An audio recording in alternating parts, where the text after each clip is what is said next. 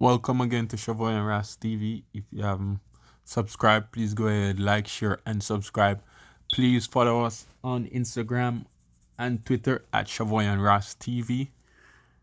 And this video that I'm about to show you is about our disparities as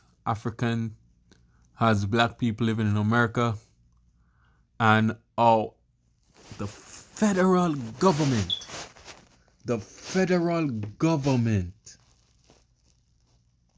is into it. Not only local government, but the federal government, meaning people that make the law of the nation, is into this, or into the wealth disparity of blacks. They're involved in it, and they've been covering it up for so long until this author exposed them. And not only that, they're doing it currently on this day and age as we speak. So don't be stupid to think racism doesn't exist or white privilege is a thing of the past. It's here, and it's gonna be here for maybe the next 15-20 years to come, because their system is not something that you could just crush by tomorrow. No, because that means there's gonna be a lot of white people that were coming up, and you just have interrupt their family wealth. Because face it, it's not every white people are wealthy. Some are poor, dirt poor, just like blacks. But the majority of whites that have money, they make it seems like every white person have money also, when majority of whites are living on food stamp. They don't talk about it, because if blacks is only 18% or 13% of America population, how could 90% of blacks on food stamp? It's impossible. It have to be the majority of the country on food stamp, which they say is white. But nevertheless, sorry to detour from what I was saying, but this video I've shown us the truth of how corrupt the federal government is, even in the housing. Even with the housing. And you know what the housing do? The housing is the main one for generation wealth.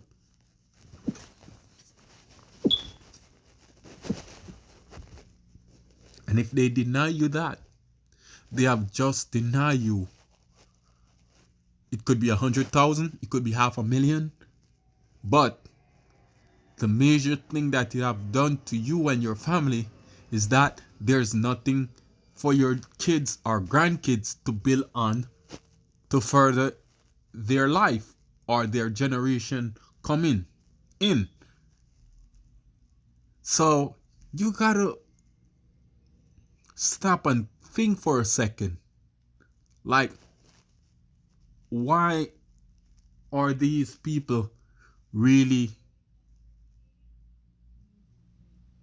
against us? Because if we ever should have wealth, it would be a next Tuscaloosa, and that's what they don't want. They don't want us to have the wealth that we deserve. But no man have the hands of time. No man controls it. So when it's our time, it will be our time. And there will be a time when blacks have tremendous amount of wealth where we're gonna be running the system. And I'm sorry to say, but so have done to us, so shall be done to you. And it's not out of hate, but it's the principle of life. Now let's go and watch this video. A town east of New York City, 17,000 homes in one place. What bank would be crazy enough to lend a developer the money to build 17,000 homes or 15,000 homes in one place for which he had no buyers? We weren't a suburban country at that time. People thought the whole idea was lunacy. Who's going to want to live in a single-family home when they can live in the city instead? Any of these developers, the only way they could get the capital to build these giant subdivisions was by going to the Federal Housing Administration, submitting their plans for the development, for approval of the construction materials they were going to use, the architectural design, the layout of the streets in the subdivision, and an explicit commitment not to sell a home to an African American, required by the Federal Housing. Do you hear that? Required from the Federal Housing Administration not to sell a house to African American. Did you hear that? Or to rent to an African American. Or to lease to an African American. You're not hearing this. Administration. The Federal Housing Administration even required, as a condition of these guarantees, developers like Levitt to place a clause in the deed of every home prohibiting resale to African Americans or rental to African Americans. These deeds still exist in these homes today. They're no longer enforced, no longer enforceable, but they're still there. What was the consequence of this? Well, those homes in those days, in all of these suburbs, they sold for $10,000 or less, $8,000, $9,000 a piece. In today's money, that's less than $100,000, probably $90,000. African Americans who were prohibited, not they didn't want to, not because they didn't like living among whites, they were prohibited from moving into these suburbs, and they could easily afford to do so. Any working class family can afford to buy a home for $90,000, roughly twice national median income. Those homes and developments like that now sell for $300,000, $400,000, $500,000 and more. The white families over the next couple of generations gained, you can do the arithmetic, $200,000, $300,000, $400,000, $500,000 in equity. They used that equity to send their children to college, to take care of medical emergencies, to take care of economic downturns, most importantly, to bequeath it to their children, who then had down payments for their own homes. African Americans who accumulated none of that wealth as a result of this federal subsidy had none of those abilities. Today, nationwide, African American incomes are on average about 60% of white incomes. African American wealth today is 10% of white wealth. That enormous disparity between a 60% income ratio and a 10% wealth ratio is entirely attributable to unconstitutional federal housing policy practiced in the mid-20th century that has never been remedied.